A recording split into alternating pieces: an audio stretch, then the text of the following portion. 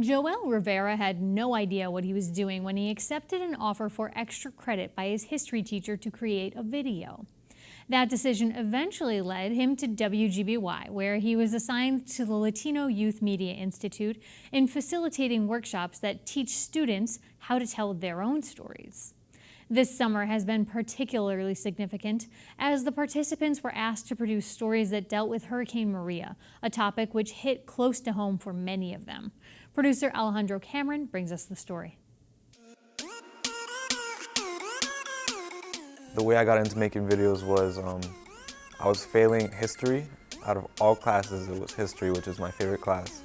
And the professor basically told me, if you make a video, I'm going to pass you. And so I made a video, no questions asked. I just deleted everything off my phone. I used the iMovie program on my phone. And yeah, I made my first video just like that. Veronica connected with me and asked me to be a part of this program. My first summer, they just threw us out there. They just gave us what we needed. They taught us how to use the cameras, how to use the equipment, and then just let us kind of like free roam. The story I made that went on air, it was really last minute. Veronica texted me, she said she kind of needed something to fill, and she gave me like a time, and she told me the topic, and it was depression.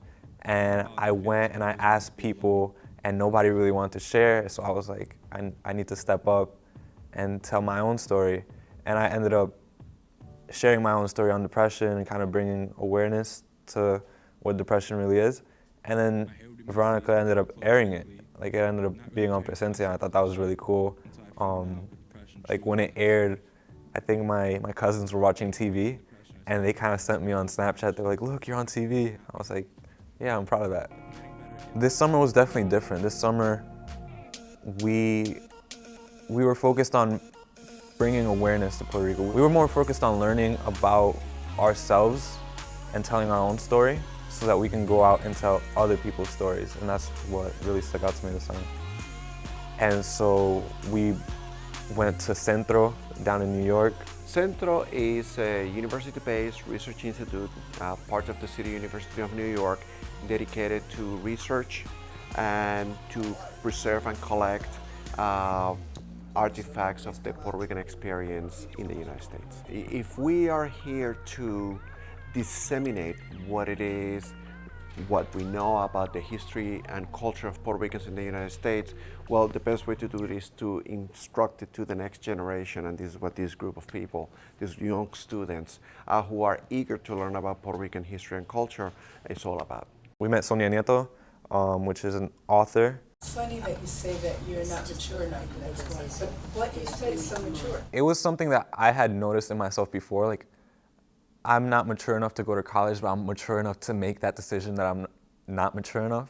And then I thought I was really weird for saying that. Like, I thought, okay, I'm mature enough for this, but I'm not mature enough for that. And then when she said that, and she said, wow, that's really a mature way to think, but I expect you to go to college eventually, you know. I thought that was really cool. It kind of confirmed what I was thinking. We just had so many resources this year that we didn't have last year, and it was way more fast-paced. It was way more like, do this, do that, do this, do that, to get the final product. And then the final product, instead of being something random, it was something that had substance to it, something that was bigger than ourselves. Secretary Acosta came and kind of was blown away by what some kids were doing here in the studio. And I think that was super cool. Like, we're just kids, but she saw more in us. We were kind of the future. She described us as the future. So I thought that was really cool. I decided to do a panel discussion on the statehood of Puerto Rico, and that was more authentic and raw. I didn't want it to be scripted at all. I opened the door and the wind almost took me off the apartment. My grandma had to help me close the door. That was really scary. So I asked people to come in. They didn't really know much about the topic, but I had already asked them a few questions just to know if they were a good fit. They would come into the circle and they would say why they agreed with the statement. And then once that conversation was over, the people that disagreed came in and they had a conversation and basically tried to reach a point of understanding among themselves. One of my major takeaways from the summer was patience. Learning patience, learning to be patient, being patient within conversations. I think that was really my big takeaway from the summer, because being young, some people don't take you seriously, and then you kind of have to deal with their ignorance, but then again, you can't be ignorant. So that's when you have to really show your maturity and be patient with those people.